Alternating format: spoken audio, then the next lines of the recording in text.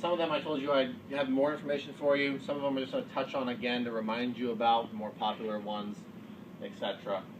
So, go through them. ATPC is typically used on a short range path. Okay, if you're running max power, ATPC doesn't do anything for you. It doesn't buy you any more transmit power. If it rains, it can't turn the power up any higher than it's already turned up. Okay? So typically short paths going across the street with your 4-foot dishes because you had them sitting in the warehouse or whatever, and you're overloading the far side. Okay?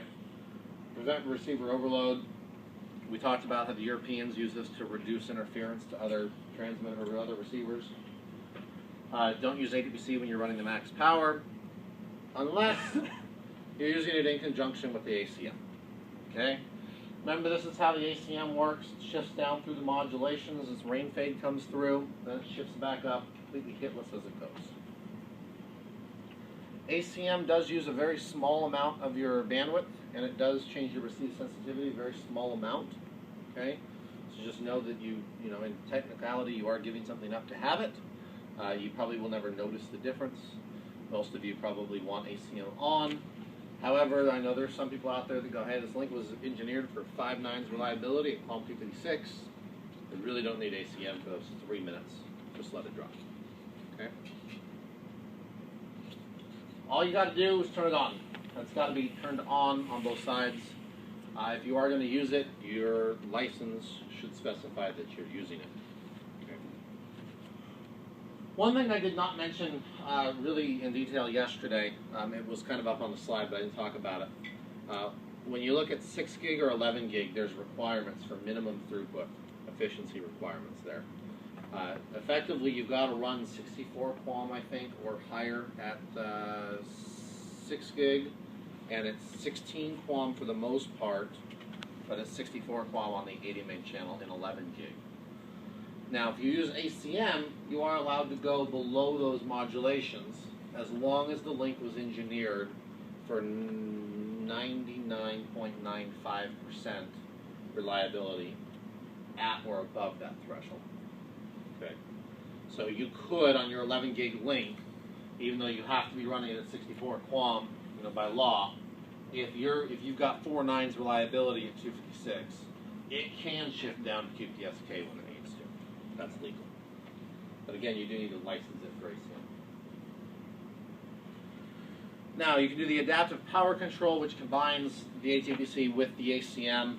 It's very simple. You just put in the max power that you're licensed for here. And by license, I mean what the FCC has allowed you. Okay? Again, you need to be licensed for ACM and then the additional power there. Make sure if you use this that this target RSSI is achievable. Okay? We set the target RSSI to match what your path calc says. If the best you could do was 10 dB off of that, and you've given up, and you don't want to call me and complain to me because you know I'm going to tell you what you need to do, change your target RSSI for me. Okay? Make this match what you're actually getting, because you don't want your syslog to be full every second of a send me more power log. Then you really will have nothing useful in your system. Okay, class of service we already talked about, I think, pretty clear. You do have 4 queues on the Apex Flux. You have 8 queues on the Gigaflux. By default, the queues are strict. So queue 3 is all empty before queue 2, before queue 1. Okay. Again, by default, you don't have to do anything with this necessarily. We map the VLAN priority service into the class of service for you already. We do not. We ignore the DSCP by default. If you want the DSCP to work, you've got to map it into the priority. All right, egress rate has changed a little bit since I made these slides, but they're still relevant. Egress rate is used for fine-tuning the quality of service strictness. Okay. Like we were talking about before with quality of service, you want to do this as early in the process as you can, but it only works if the switch or the router knows how much bandwidth is available. Okay? Inside of the radio, we've got a switch, even if you're only using one port, that feeds the IBM, and then that goes into the modem. Quality of service happens at the switch. So we've got to tell the switch how much speed the modem's capable of handling. If you remember back to the slide from the Expo a few minutes ago, the 64-byte packets only got 760 megabits, while the 1518 got 981 or whatever. Well, that's where the problem comes in. If I set the quality of service to 981, and all I'm sending are 64-byte packets, quality of service isn't worth anything, because I'm telling you that I have 200 megabits more than I have. Doesn't do any good. Okay. Generally, you got to mix the traffic. It all works out in the end, supposedly. Okay.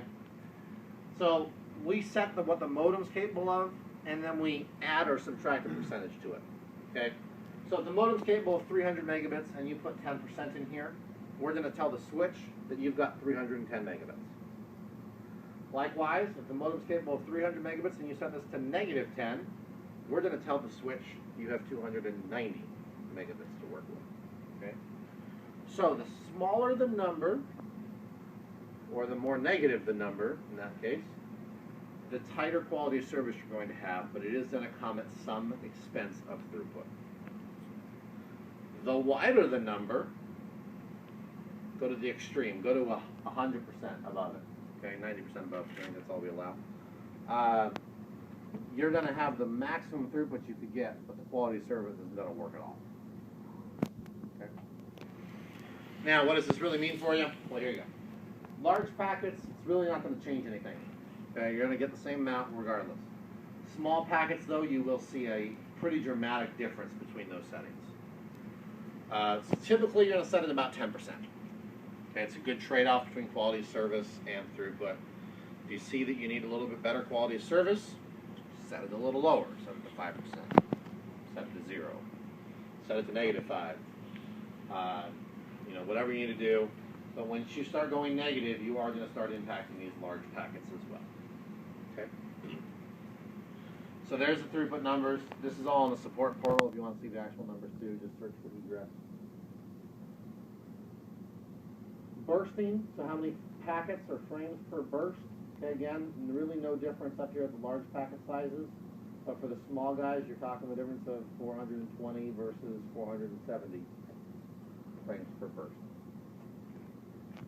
Good news, latency doesn't matter what you have it set. Okay. All right. Who was thoroughly confused by in-band management?